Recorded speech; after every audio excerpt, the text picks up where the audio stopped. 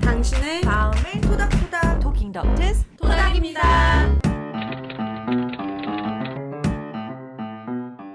안녕하세요. 토킹 덕트스 토닥입니다. 저희 토닥에서는 나에게 큰 고통을 주고 있는 주변의 나르시시스트를 잘 알아보시고 현명하게 대처하시라고 여러 컨텐츠들 준비하고 있어요. 한 번이라도 나르시시스트에게 큰 피해를 당하신 분들께서 경험을 공유해 주시고 개개인의 현명한 대처 방법들도 함께 나누는 등 저희 채널을 소통 공간으로 활용하고 계세요. 앞으로도 더욱 많은 분들께서 저희 토닥 커뮤니티의 일원이 되시길 바랍니다. 오늘 영상의 주제는 너시시스트들이 중독에 취약한 이유입니다. 오늘 이 주제를 다루는 이유는 많은 분들께서 주변에 가까운 너시시스트 관련해서 상담을 받기 위해 제 진료실을 찾아오시는데요. 너시시스트 당사자가 보이는 알코올, 도박, 게임, 섹스 중독 등 갖가지 중독 증세로 인해 주변 분들이 너무 힘들어하세요. 예를 들어 나를 배우자가 일상생활에 큰 지장을 줄 만큼 게임 중독에 빠져 있어서 밤새 게임을 하고 나서 다음날 출근하고 일하는데 지장을 받는 상황이 반복되고, 술을 너무 자주 과하게 마시고 술 마신 후에 필름이 끊기거나 인사불성이 되거나 난폭한 언행을 보이기도 하고요. 상습적인 도박으로 인해서 경제적으로 집에 큰 타격을 주고 또 반복적으로 성매매 업소를 찾는 모습을 보이는 경우들이 적지 않아요. 그런데 상대 배우자분들이 종종 나의 이런 중독 행위의 원인을 자신에게서 찾아요. 예를 들어 내가 더 이상 성적으로 매력이 없어져서 저 사람이 성매매를 하는 것은 아닌가, 나와 함께하는 이 삶이 얼마나 지루하고 무료하면 저렇게 매일 술을 마셔야지 하루하루를 버티는 것인가, 나와의 삶이 행복하지 않은 것인가, 이런 생각들을 하면서 스스로를 부당하게 탓하세요. 나를 당사자도 은근히 또는 대놓고 자신의 이런 중독을 상대방의 탓으로 잘 돌리고요. 당신이 자꾸 불평하고 잔소리하니까 내가 속상해서 머리를 비우려고 게임을 더 하게 되는 거야. 당신이 나랑 잠자리를 충분히 안 해주니까 내가 밖에서 찾게 되는 거야 라고 하면서요. 그런데 나르들이 중독에 취약한 이유는 상대방의 잘못으로 인해서가 절대로 아닌 본인이 원래 지니고 있는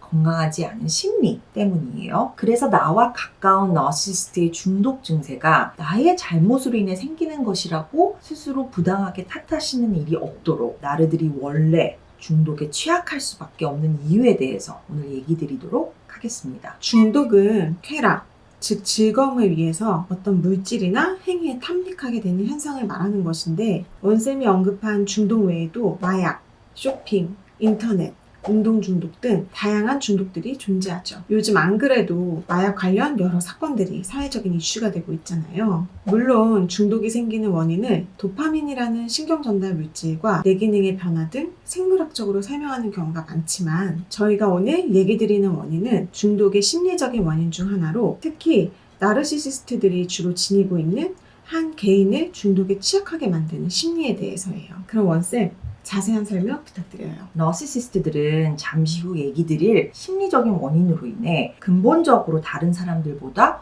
공허감과 무료함을 훨씬 더 많이 경험해요. 그리고 겉으로 티를 낼 수도 있고 안 낼 수도 있지만 마음속으로 삶이 무의미하다고 느끼는 순간들이 많아요. 그래서 스스로의 흥미를 돋구고 유지시킬 만한 자극들을 끊임없이 추구해요. 그래서 앞서 언급된 갖가지 물질이나 도박, 게임 중독에 빠지기 쉽고 성적으로 문란할 수 있고 스릴 넘치는 위험한 행위들을 무모하게 추구하기도 해요. 그래서 어떤 경우에는 다른 사람들은 엄두조차 내지 못하는 고위험 스포츠나 레저를 즐기기도 하고, 또 다른 경우에는 자신이 성장한 곳과는 전혀 다른 이색적이고 이국적인 지역을 탐험하고 싶은 욕구를 끊임없이 느끼면서 해외 여러 나라들을 옮겨다니며 살기도 해요. 이런 행위들을 통해서 흥미진진함을 경험하면서 삶의 가치를 추구하는 거예요. 그래서 오히려 다른 사람들이 얼핏 봤을 때에는 매우 적극적으로 인생을 즐기고 만끽하는 것처럼 보이지만, 실제로는 나르들은